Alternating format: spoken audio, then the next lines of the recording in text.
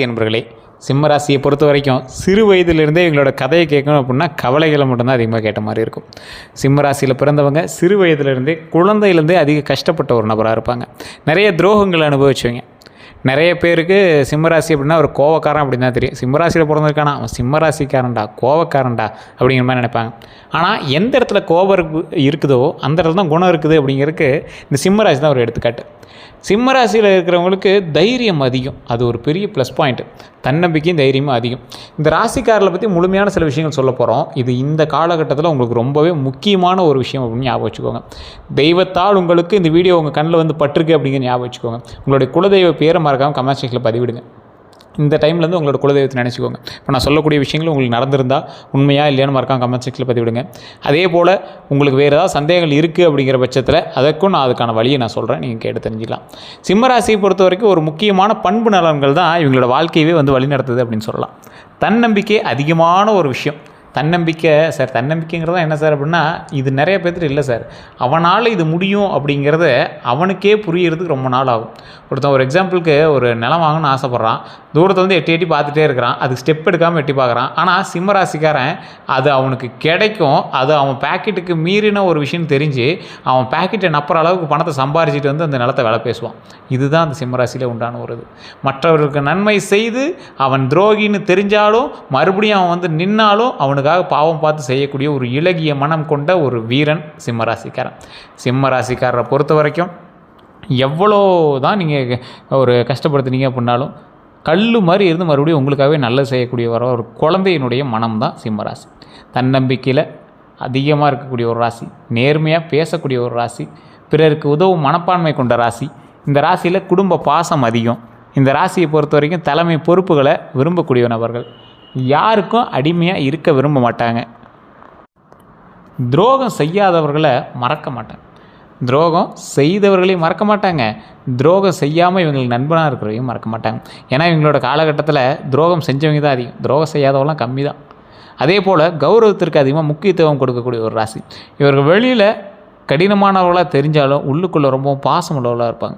முன்னாடியே சொன்னதான், சிம்மராசிக்காரன் கோவக்காரன், சிம்மராசிக்காரன் ஒரு கிரிமினல், சிம்மராசிக்காரன் எதுக்கு எடுத்தாலும் டென்ஷன் ஆவான், சிம்மராசிக்காரன் குடும்பத்தில் எல்லாத்தையும் எதிர்த்து பேசுவான், இப்படி தானே இது வரைக்கும் நீங்கள் கேள்விப்பட்டிருப்பீங்க. ஆனால் இந்த சிம்மராசிக்காரனை பற்றி நேராக பேசாமல் மறைமுகமாக அவன் நல்லவன் தான், சில இடத்துல கோவப்படுவான்ப்பா, மற்றபடி எல்லாமே வந்து செஞ்சுருக்கான்ப்பா அப்படின்னு சொல்லக்கூடிய சில விஷயங்களும் நடந்துட்டு தான் இருக்குது. என்ன ஒரு விஷயம் அப்படின்னா, இந்த ராசிக்காரரை பொறுத்த வரைக்கும் எப்போ பார்த்தாலும் மற்றவங்களுக்காகவே யோசிக்கிறது. சுயநலவாதி அப்படின்னு நிறைய பேர் உங்களை சொன்னாலும் உங்களுடைய பாயிண்ட் ஆஃப் வியூலையும் சரி, உங்கள் பக்கத்தில் இருக்கிறவங்களும் தெரியும் நீங்கள் மற்றவங்களுக்காக தான் யோசிக்கிறீங்க அப்படின்னு. இந்த ராசிக்காரர்களுக்கு 2026 தமிழ் புத்தாண்டு முதல் சிம்ம ராசிகளில் நிறைய விஷயங்கள் நடந்திருக்கு.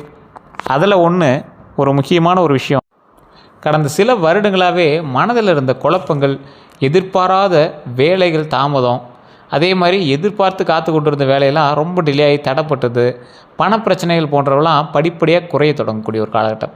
இந்த வருடத்தில் புதிய வாய்ப்புகள் தேடி வருங்க. அதே போல் புதிய வாய்ப்புகள் தேடி வந்தாலும் அதை நீங்கள் எப்படி தக்க வச்சுக்கிறீங்க அப்படிங்கிறது பொறுத்தா இருக்குது. மதிப்பு மரியாதை உயரும். குடும்பத்தில் மகிழ்ச்சி அதிகரிக்கக்கூடிய ஒரு காலகட்டம். எதிர்பாராத பண வரவு கிடைக்கக்கூடிய ஒரு காலகட்டம். பழைய கடன்களை அடைக்க வாய்ப்பு உண்டாகக்கூடிய ஒரு காலகட்டம். சிலருக்கு வீடு வாகன யோகம் கிடைக்குங்க.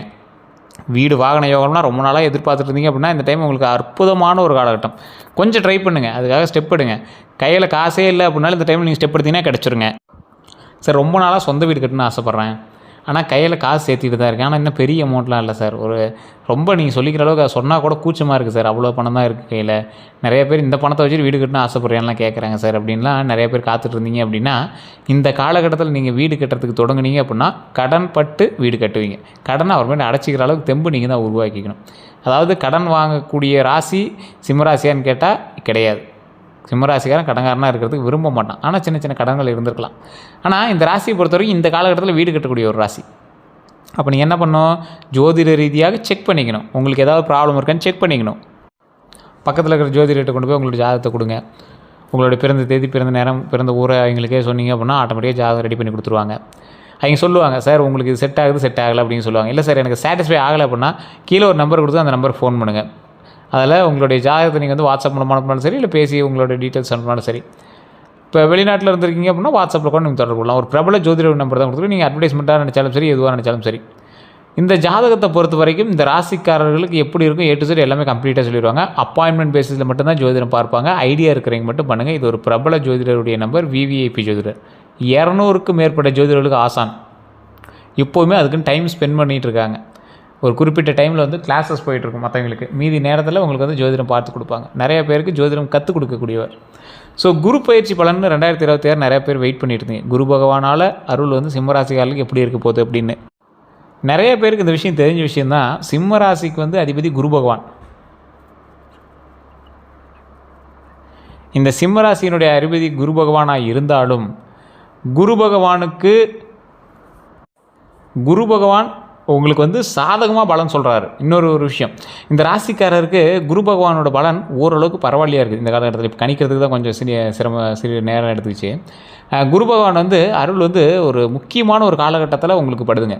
நல்லா ஞாபகம் வச்சுக்கோங்க. தொழில் ரீதியான விஷயம், பண விஷயம், குடும்ப விஷயம், இந்த 3 விஷயத்தில் உங்களுக்கு ஆப்டாக உதவுது. பதவி உயர்வு வாய்ப்பு, அரசு வேலை முயற்சி வெற்றி, தொழிலில் புதிய கிளை தொடங்கும், அதுக்கான புதிய வாய்ப்பு. அதாவது நீங்கள் புதுசாக ஏதாவது பிரான்ச் ஓப்பன் பண்ணுறீங்கன்னா நல்ல வாய்ப்பு. வெளிநாடு தொடர்பு கிடைக்குது. பண வரவை பொறுத்த வரைக்கும் நிறுத்தி வச்சிருந்த பணம்லாம் திரும்ப வரக்கூடிய ஒரு காலகட்டம். பூர்வீக சொத்து தொடர்பான நல்ல முடிவுகள் எடுக்கக்கூடிய ஒரு காலகட்டம். சேமிப்பு அதிகரிக்கக்கூடிய ஒரு காலகட்டம். குடும்ப ரீதியாக பார்க்கும்போது குடும்பத்தில் ஒற்றுமை அதிகரிக்கக்கூடிய ஒரு நீண்ட நாட்களாக இருந்த பிரச்சனைகள் முடிவுக்கு வரக்கூடிய ஒரு காலகட்டம். உறவினர்கள் மூலம் நல்ல செய்தி உண்டாகக்கூடிய ஒரு காலகட்டங்க. குரு பயிற்சியில் செய்ய வேண்டிய விஷயங்கள் அப்படின்னா நிறைய நல்ல விஷயங்கள் நடக்கிறது. நிறைய பேருக்கு தெரியாத ஒரு விஷயம், குரு வந்து உங்களுக்கு சாதகமான அதிபதி. உங்களுக்கு குரு முக்கியமான ஒரு அதிபதி அப்படின்னா சூரிய பகவான். சூரிய பகவானை பொறுத்த வரைக்கும் உங்களுக்கு வந்து சுட்டெரிக்கக்கூடிய சூரிய பகவான். அதுபோல் தான் உங்களுடைய ராசி. மற்றவங்க பக்கத்தில் இருந்தாங்கன்னா செட்டானால் பார்ப்பீங்கன்னா சுட்டு எரிச்சு விடுவீங்க. அந்த மாதிரி ஒரு ஆள் நீங்கள். ஸோ இந்த குரு பயிற்சியில் செய்யக்கூடாத தவறுகள்னால் பெரியவங்ககிட்ட அவமதிப்பு கூடவே கூடாது. பெரியவங்களை எதிர்த்து பேசாதீங்க. தேவையில்லாத கடன் வாங்கக்கூடாது. பொய் வாக்குறுதி கொடுக்காதீங்க. நண்பர்களை கண்மூடித்தனமாக நம்பக்கூடாது. ஸோ இந்த மாதிரி விஷயத்தை கொஞ்சம் எச்சரிக்கையாக இருந்தீங்க அப்படின்னா வாழ்நாள் முழுவதும் நன்மையாக இருப்பதற்கு இந்த காலகட்டம் உங்களுக்கு வழிவகுக்கிறதுக்கு ஒரு மிகப்பெரிய அற்புதமான விஷயமா இருக்குதுங்க. திருமண தடை இருந்தவங்களுக்கு நல்ல காலம் ஆரம்பமாக இருக்குது. நல்ல வரன் அமையும். காதல் திருமணத்திற்கு வாய்ப்பு உண்டு. குடும்ப சம்பந்தம் கிடைக்குங்க. திருமண பேச்சுகள் வெற்றி அடையுங்க. திருமணம் ஆகிட்டவங்களுக்கு நிறைய பேருக்கு இது கேட்டுகிட்டே இருக்கீங்க. கணவன் மனைவி உறவு வந்து மேம்படும். பிரிந்து இருந்தவங்க சேரக்கூடிய வாய்ப்பு உண்டாகுதுங்க. திருமணம் ஆனவங்களுக்கு நான் முன்னாடியே சொன்னதான், எல்லா வீடியோலையும் நான் சொல்கிறது தான். திருமண ரீதியாக பிரச்சனைகள் இருக்கும் பட்சத்தில் எந்த ராசிக்காரராக இருந்தாலும் திருச்செங்கோடு அர்த்தநாரீஸ்வரர் ஆலயத்துக்கு சென்று வந்தால் மிகப்பெரிய புண்ணியம் கிடைக்குது. அந்த புண்ணியம் மிகப்பெரிய ஒரு சாப விமோச்சனம் அப்படின்னு சொல்லலாம். திருமண ரீதியாக இருக்கக்கூடிய சிக்கல்கள் தீருது. ஏன் அங்கே தீருது? என்ன காரணம்? ஏன்னா சிவனும் பார்வதியும் ஒரு சேர ஒரே உருவத்தில் காட்சி கொடுக்கக்கூடிய அர்த்தநாரீஸ்வரர் ரூபம் அங்கே தான் இருக்குது. வெள்ளை தசபாசானத்தால் செய்யப்பட்ட சிலையும் அங்கே தான் இருக்குது. பக்கத்தில் முருகர்னு இருக்கார். முருகர் வந்து செங்குட்டு வேலவன் அப்படிங்கிற பெயரோடு இருக்கார். மேலே உச்சி பிள்ளையார் இருக்கார். இப்போ குடும்பத்தில் இருக்கிற 4 பேரும் ஒட்டுக்காக இருக்காங்க ஒரே மலை மேலே. அதை படிக்கட்டு வழியாக போனீங்கன்னா 1200 படிக்கட்டுகள். போகிற வழியில் 60 அடி பாம்பு பார்ப்பீங்க. அந்த பாம்பு சிலை இருக்கும். அதுக்கு தனியாக பூஜைகள் நடக்கும். நீங்கள் வண்டி வாகனங்கள் கூட மேலே போயிட்டு வரலாம். இந்த கோயிலை பொறுத்த வரைக்கும் மிகப்பெரிய பாவ புண்ணியங்கள் எல்லாமே கணக்கெடுக்கக்கூடிய ஸ்தலம்னு சொல்லுவாங்க. பாவங்கள் கரையக்கூடிய ஸ்தலம். உங்களுக்கு பிரச்சனைகள், திருமண ரீதியான பிரச்சனைகள் தான் சரியாகக்கூடிய தலம். திருமணம் ஆனவங்க அங்கே போய் அடிக்கடி மாலை மாற்றிக்குவாங்க. ஒரு அற்புதமான ஸ்தலமாக அந்த இடம் வந்திருக்குது. அதே போல் இந்த கோயில் கண்டிப்பாக போயிட்டாங்க பல பிரச்சனைகள் தீருங்க. அதே போல் குழந்தை பாக்கியம் உண்டாவதற்கு ஒரு அற்புதமான ஸ்தலம். ஒரு நிறைய பேர் கேட்டிருந்த ஒரு கேள்வி, சிம்மராசிக்காரன்னு கேட்டுருந்தீங்க அப்படின்னா இந்த கோயிலுக்கு போயிட்டு வாங்க. மேல்மலையனூர் அங்காள பரமேஸ்வரி கோயில் உங்களுக்கு தெரிஞ்சிருக்கும். அமாவாசை நாட்களில் போனால் அந்த இடத்துல நவரத்துக்கு இடம் இருக்காது. மற்ற நாட்களில் கூட உங்களுக்கு ஃப்ரீ டைம் இருந்துச்சுன்னா வளர்பிறை டைமில் போயிட்டு வாங்க. திருவண்ணாமலை கோயிலுக்கு போய்ட்டு மேல்மலையனூர் கோயிலுக்கு போய்ட்டு அப்படியே இந்தாண்ட பழனியில் திரு ஆவினங்குடி, பழனிக்கு கீழே திண்டுக்கல் மாவட்டம் பழனியில் திரு ஆவினங்குடி அப்படிங்கிற கோயில் பழனி அடிவாரத்துலேயே இருக்குது. நடந்தீங்கன்னா அந்தாண்ட இருக்கும். நேராக அந்த வாசலுக்கு நேராக மலை ஏறக்கூடிய இடங்களுக்கு நேர் வாசலில் முன்னாடி போனீங்கன்னா அங்கே திரு ஆவினங்குடியில் முருகர் இருப்பார். அந்த முருகரை வந்து வழிபட்டு மேலே பால தண்டாயுதபாணியை வழிபட்டு வந்தீங்க அப்படின்னா மிகப்பெரிய ஒரு வரம் கிடைக்கும். குழந்தை வரமுக்காக காத்திருக்கிறவங்களுக்கு நல்ல செய்தி கிடைக்கும். மருத்துவ சிகிச்சைகள் வெற்றி பெறும். குழந்தைகளால் பெருமை ஏற்படும். இது எல்லாமே இந்த காலகட்டத்துக்கு உங்களுக்கு பொருந்தும். ஏற்கனவே குழந்தைகள் உள்ளவர்களுக்கு கல்வியில் முன்னேற்றம் உண்டு. போட்டித் தேர்வில் வெற்றி, வெளிநாட்டு கல்வி வாய்ப்பு அதிகமாகவே உண்டு. கண்டிப்பாக இந்த காலகட்டம் உங்களுக்கு ஒரு அற்புதமான காலகட்டமாக இருக்கும். அதே போல் வண்டி வாகன யோகங்க. இந்த சிம்மராசிக்காரர்களை பொறுத்தவரைக்கும் வண்டி வாகன யோகம் எப்போவுமே உண்டு. ஒரு வண்டியில் வெரைட்டியாக நிறைய வண்டி வாங்குவீங்க.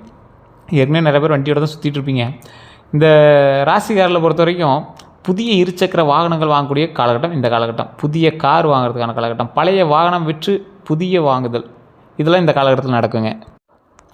வணிக வாகன யோகம் அப்படின்னா புதுசாக ஒரு வணிகத்துக்காக தொழிலுக்காக ஒரு வாகனம் வாங்குவீங்க. அதாவது டீ போர்டு வண்டி வாங்குறதுக்கு வாய்ப்புகள் உண்டு. லாரியோ அல்லது கமர்ஷியல் வெஹிக்கல்ஸோ இல்லை தொழிலுக்கு தகுந்த மாதிரி ஏதோ ஒரு வண்டியோ இல்லை தொழிலுக்காக டூ வீலர்ஸோ இல்லை தொழிலுக்கு தேவையான மாதிரி ஏதோ ஒரு வண்டி வாகனங்கள் வாங்கக்கூடிய ஒரு அற்புதமான காலகட்டம் இந்த காலகட்டம். ஆனால் வாகனம் ஓட்டும்போது வேகத்தை கட்டுப்படுத்துறதுக்கான விஷயங்கள் பண்ணிக்கோங்க, அதுதான் மெயின்.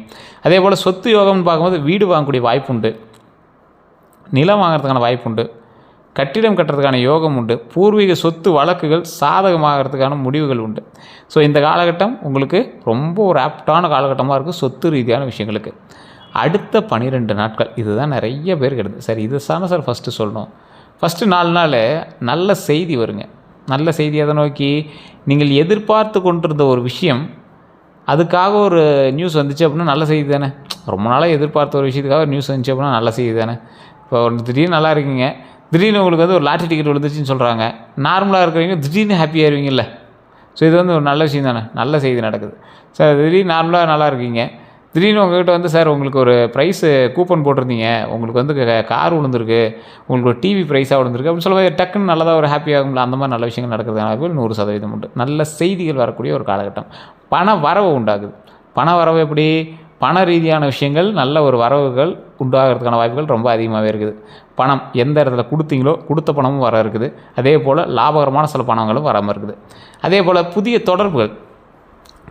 தொடர்புகள் அப்படின்னா நிறைய தொழில்களில் முக்கியமான சில விஷயங்கள் நடக்குதுங்க. அந்த முக்கியமான விஷயம் என்ன அப்படின்னா, இந்த ராசியை பொறுத்த வரைக்கும் ஒரு லிங்க் அவங்களால மேக் பண்ணிக்க முடியும். சிலர்கிட்ட சண்டை போட்டுருவாங்க. புதுசாக பேசுகிறாங்க அப்படின்னா, ஸ்ட்ரேஞ்சர்கிட்டலாம் பேசுகிறாங்க அப்படின்னா சண்டை போட்டுருவாங்க. ஆனால் இந்த காலகட்டம் உங்களுக்கு புதிய தொடர்புகள், நல்ல ஒரு நட்பு ரீதியான தொடர்புகளை உருவாக்குறதுக்கு ஒரு நல்ல காலகட்டமாக இருக்குது. குடும்ப கவனம் தேவை. குடும்ப ரீதியான சில கவனம் தேவை. குடும்பத்து மேலே கவனம் தேவை. உடல் நலம் கவனிக்க வேண்டுங்க. உடல் நலம் ரொம்ப கவனித்து செயல்பட வேணும். கோபத்தை குறைக்கணுங்க. அதையும் மைண்டில் நல்லா ஞாபகம் வச்சுக்கோங்க. அதே போல் அந்தாண்ட ஒரு பின்னாடி நாள் ஒரு 9லேருந்து 12 நாள் கணக்கு வச்சு பார்க்கும்போது வெற்றி செய்திகள் உண்டாகுது. ஏற்கனவே நீங்கள் செஞ்சிகிட்டு இருந்த ஒரு மிகப்பெரிய ஒரு வேலைக்கான வெற்றி செய்திகள் உண்டாகுது. தொழிலில் முன்னேற்றம் உண்டாகுது. பயண வாய்ப்புகள் உண்டுங்க. பயண வாய்ப்பு கண்டிப்பாக உண்டு. யார்கிட்ட எச்சரிக்கையாக இருக்கணும் அப்படின்னா, சிம்ம ராசிக்காரர்கள், பொறாமை கொண்ட நண்பர்கள், இனிமையாக பேசி ஏமாற்றக்கூடியவங்ககிட்ட ரொம்ப எச்சரிக்கையாக இருங்க. பணம் வாங்குறவங்ககிட்ட ரொம்ப எச்சரிக்கையாக இருங்க. உறவினர் வடிவில் இருக்கக்கூடிய எதிரிகள்கிட்ட ரொம்ப ரொம்ப ரொம்ப ரொம்ப எச்சரிக்கையாக இருங்க. இவங்ககிட்டலாம் கவனமாக இருக்கணும் அப்படிங்கிறது மைண்டில் நல்லா ஞாபகம் வச்சுக்கோங்க. ராசிகள்லேயே உச்சக்கட்ட ராசியில் நிறையா இருக்குதுங்க. அந்த உச்சக்கட்ட ராசியில் ஒரு முக்கியமான ராசி அப்படின்னா சிம்ம ராசி தான். ஒரு எக்ஸ்ட்ரீம் பிரச்சனைக்கு போயிட்டு கூட அதெல்லாம் சரியாகிட்டு அப்படியே படப்படன்னு உங்கள் வேலையை பார்க்க ஆரம்பிச்சிருவீங்க. எல்லாத்துக்கும் ஆச்சரியமாக இருக்கக்கூடிய, எப்படா நீ அவ்வளோ பெரிய ப்ராப்ளம்லேருந்து வெளியே வந்த, எப்படா நீ அவ்வளோ இதுலேருந்து மீண்டு வந்த அப்படிங்கிற மாதிரி இருக்கும். எல்லாம் உங்களை ஆச்சரியமாக பார்ப்பாங்க. அந்த மாதிரி ஒரு ராசி நீங்கள். கந்திஷ்டி அப்படிங்கிறது எப்படி இருக்கும் இந்த ராசியை பொறுத்தவரைக்கும்? சிம்ம ராசியாளர்கள் கந்திஷ்டி பாதிப்பு ஏற்படுறதுக்கான வாய்ப்புகள் உண்டு. அறிகுறி என்ன அப்படின்னா, வேலை தடையெல்லாம் உங்களுக்கு இருக்கான்னு பாருங்கள். அதாவது ஜோதிட ரீதியான சில விஷயங்களும் இதுதான் உங்களுடைய வேலையை கொஞ்சம் இடிக்க ஆரம்பிக்குது. வேலை தடை, திடீர் சண்டைகள், உடல் சோர்வு, காரணம் இல்லாத மனக்குழப்பம், இந்த பிரச்சனைலாம் இருக்குது அப்படிங்கிற பட்சத்தில் அது எல்லாமே படிப்படியாக சரியாகிறதுக்கான ஒரு காலகட்டம். வேலை தடையெல்லாம் இருந்துச்சு அப்படின்னா வேலை தடையெல்லாம் கொஞ்சம் கொஞ்சமாக அப்படியே சரியாகிட்டே வரும். அந்த கந்திஷ்டி இருக்குது அப்படிங்கிற பட்சத்தில் வேலை தடை கண்டிப்பாக இருந்திருக்கும்.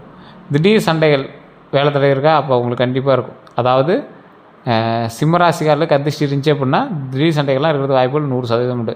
திடீர் உடல் சோர்வு அல்லது ஒரு உடல் சோர்வு உங்கள்கிட்ட இருந்துகிட்டே இருக்குது அப்படின்னா அதுக்குமே கந்திஷ்டி தான் காரணம் இல்லாத மனக்குழப்பம்லாம் இருக்குன்னா தயவு செய்து போய் உங்களோட குலதெய்வ கோயிலுக்கு போயிட்டு வந்துருங்க. இதுதான் மெயினான கந்திஷ்டி அப்படின்னு சொல்லுவாங்க.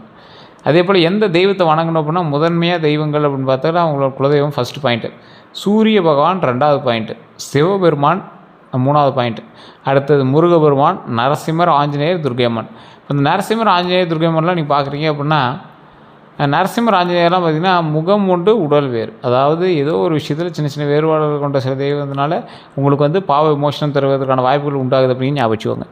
அதே போல் எந்த கோயிலுக்கு செல்லணும் அப்படின்னா, தமிழ்நாட்டில் சூரியனார் கோயில், திருச்செந்தூர் முருகன் கோயில், பழனி முருகன் கோயில், நாமக்கல் ஆஞ்சநேயர் கோயில், சோளிங்கர் நரசிம்மர் கோயில்.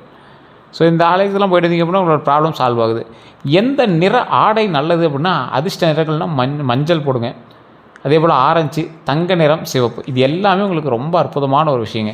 தவிர்க்க வேண்டிய நிறங்கள் கருப்பு. முக்கியமான நிகழ்வுகள் அடர் சாம்பல்னு சொல்லுவாங்கள்ல, ஒரு லைட் சாம்பல் மாதிரி இருக்கும், அடர் சாம்பல்னு சொல்லுவாங்க. கருப்பு வந்து போடவே போடாதீங்க. அடுத்த சாம்பல் கொஞ்சம் கருப்பு மாதிரி தெரியுற எந்த இதுவுமே போடாதீங்க, அது கொஞ்சம் நல்லது. இல்லை சார் நாங்கள் முற்போக்கு அப்படின்னா உங்களோட விருப்பம் தான். இது வந்து அதுக்கான நிறத்தை பற்றி தான் சொல்கிறோம். இல்லை சார் நீங்கள் சொன்ன கலரில் மஞ்சள் கலர் சட்டை போட சொல்கிறீங்களே அது நல்லதான்னு கேட்டால் மஞ்சள் கலர் சட்டை போட சொல்ல, மஞ்சள் கலர் ஆடை நிறம் உங்களுக்கு நல்லது. அப்போ மஞ்சள் கலரில் கட்சி வச்சுருந்தா கூட அது நல்லதான் அப்படிங்கிறேன். அதே போல் தானமாக கொடுக்க வேண்டிய ஆடைகள் அப்படின்னு பார்த்தா மஞ்சள் வேட்டி, மஞ்சள் சேலை, ஆரஞ்சு நிற ஆடை, பள்ளி மாணவர்களுக்கு யூனிஃபார்ம், சீருடை. இது நீங்கள் பண்ணிங்கன்னா ரொம்ப நல்லதுங்க. எந்த ரத்தினம் அணியலாம் அப்படின்னா சூரியனோட அருள் பெற்ற மாணிக்கம், ரூபி அப்படின்னு சொல்லுவாங்கள்ல, அது அணிஞ்சிங்க அப்படின்னா ரொம்ப நல்லது. மாற்றுக்கற்கள்னு பார்த்தா கார்னெட்டு, அது சன்ஸ்டோன் அதெல்லாம் சொல்லுவாங்க. அனுபவமுள்ள ஜோசியர்கிட்ட ஆலோசனையோடு அது கேட்டு அணிஞ்சு பண்ணிங்க அப்படின்னா இன்னும் நல்லதுங்க. சிம்மராசியாளர்களுக்கு ரகசிய அதிர்ஷ்டங்கள் அப்படின்னா 1, 3, 5, 9. ஸோ இது வந்து அதிர்ஷ்டமான எண்கள் அப்படின்னு சொல்லுவாங்க. அதிர்ஷ்ட கிழக்குகள் வந்து அதிர்ஷ்ட கிழமைகள் வந்து பார்த்திங்கன்னா ஞாயிறு, வியாழக்கிழமை. அதே போல் அதிர்ஷ்ட திசை அப்படின்னா கிழக்கு திசைங்க. ஸோ அதனால் அதை ஞாபகம் வச்சு பாருங்கள். அதிர்ஷ்ட மலர்கள் அப்படின்னா செந்தாமரை, செம்பருத்தி, மஞ்சள், அரளி. இதுதான் வந்து உங்களுக்கு அற்புதமான ஒரு மலர்கள் அப்படின்னு சொல்லுவாங்க. ஸோ இந்த ராசிக்காரரை பொறுத்த வரைக்கும் ஒரு முக்கியமான விஷயத்தை சொல்லணும் அப்படின்னா 2026 தமிழ் புத்தாண்டு பிறந்துச்சு, குருப்பெயர்ச்சி பிறந்துச்சு, அடுத்தடுத்து எல்லாம் பிறந்துகிட்டே தான் இருக்குது. அதில் எந்த இது சிம்மராசிக்காரர்களுக்கு நல்லது அப்படின்னா மதிப்பு உயர்வு தரக்கூடிய ஆண்டாக இந்த ஆண்டு அமையுது. பண வரவு அதிகரிக்கக்கூடிய ஆண்டாக அமையுது. திருமண யோகம் தரக்கூடிய ஒரு ஆண்டாக அமையுது. குழந்தை பாக்கியம் கிடைப்பதற்கான ஒரு அற்புதமான ஆண்டாக கிடைக்குது. வாகன யோகம் அமையும் ஆண்டாக கிடைக்குது. சொத்து சேர்க்கும் ஆண்டாக கிடைக்குது.